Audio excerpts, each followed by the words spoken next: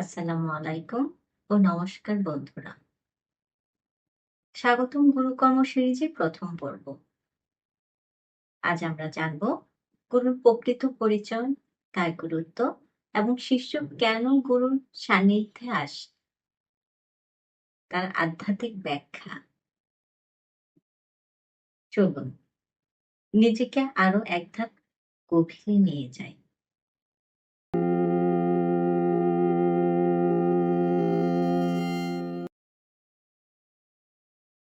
গো মানে অন্ধকার, রূপ মানে যিনি দূর করেন। এই হলো গুরু। গুরু মানে শুধু একজন জ্ঞানধারী ব্যক্তি নয়, বরং তিনি হচ্ছেন আত্মিক অন্ধকার দূর করার এক জীবন্ত মাধ্যম। যে ব্যক্তি কেবল বাইরের জ্ঞান নয়, নিজের মধ্যকার আলোক জাগিয়ে আমাদের মধ্যে সেই আলো জ্বালিয়ে দিতে পারেন, তিনিই গুরু। হিন্দু, বৌদ্ধ, জৈন, সুফি প্রায় সব আধ্যাত্মিক দ্বারা গুরুর গুরুত্ব কেন্দ্র করে গড়ে উঠেছে। বেদে বলা হয়েছে, আশ্চর্যবান পুরুষ বেদ, অর্থাৎ যার গুরু আছেন তিনি প্রকৃতভাবে বেদ বা জ্ঞান উপলব্ধি করতে পারেন।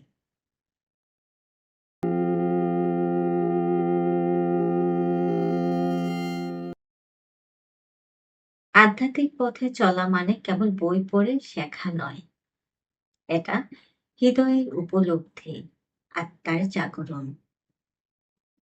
এখানে একজন পথ প্রদর্শক দরকার, যিনি নিজে সেই পথ পেরিয়ে এসেছেন। গুরুর গুরুত্ব ঠিক সেই খুঁটির মতো, যার উপর একটি ঘর দাঁড়িয়ে থাকে। তিনি আমাদের ভেতরকার বাধা, ভয়, সন্দেহ ও অহংকার চিহ্নিত করতে সাহায্য করেন। গুরু কেবল জ্ঞান দেন না, তিনি শিষ্যকে ভেতর থেকে রূপান্তরিত করেন।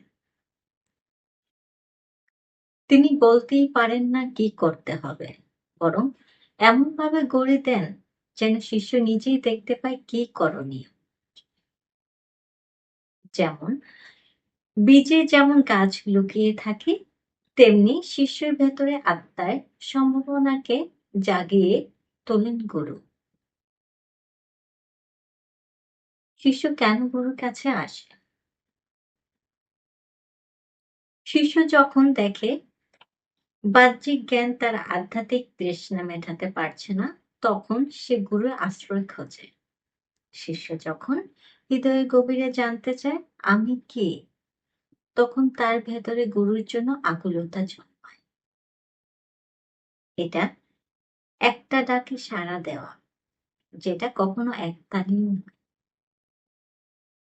প্রাচীন শাস্ত্রে বলা হয়, যখন শিষ্য প্রস্তুত তখন গুরু নিজে এসে দেখা দেন। আসলে শিষ্য গুরুর খোঁজে না, তাকে টানে গুরুর শক্তি, তার শুদ্ধ চেতনা। শিষ্যের এই টান যদি নিঃস্বার্থ হয়, তাহলে সে প্রকৃত গুরুর সান্নিধ্যে পৌঁছায়। গুরু শিষ্য সম্পর্কে আধ্যাত্মিক অর্থ ও উদ্দেশ্য। গুরু শিষ্য সম্পর্কে কেবল জ্ঞান দানের সম্পর্ক নয়, এটা এক আত্মিক বন্ধন। শিষ্য গুরুতে নিজেকে সমর্পণ করে, আর গুরু তাকে তার প্রকৃত সচিত্তে সাহায্য করেন। এটা যেমন বিশ্বাসের সম্পর্ক, তেমনি আত্মা থেকে আত্মার সংযোগ। গুরুর প্রতি শ্রদ্ধা মানে অন্ধ অনুসরণ নয়, বরং এক গভীর উপলব্ধি থেকে জন্ম নেয়া বিনয়। এই সম্পর্কের উদ্দেশ্য একটাই, আত্মসচেতনতা, মুক্তি এবং ঈশ্বরের সাথে যোগ।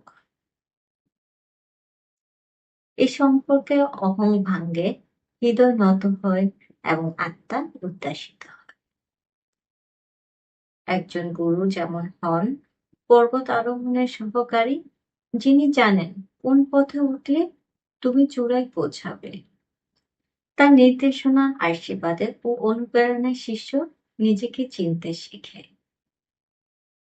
এই পর্বে আমরা জানলাম গুরু কাকে বলে, কেন তিনি প্রয়োজন, আর কিভাবে একজন গুরু আমাদের জীবনে আলো হয়ে ওঠেন।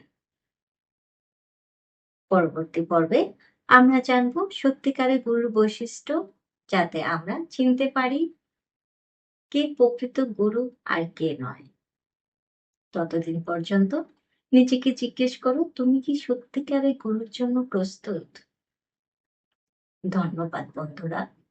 আল্লাহ হাফিজ।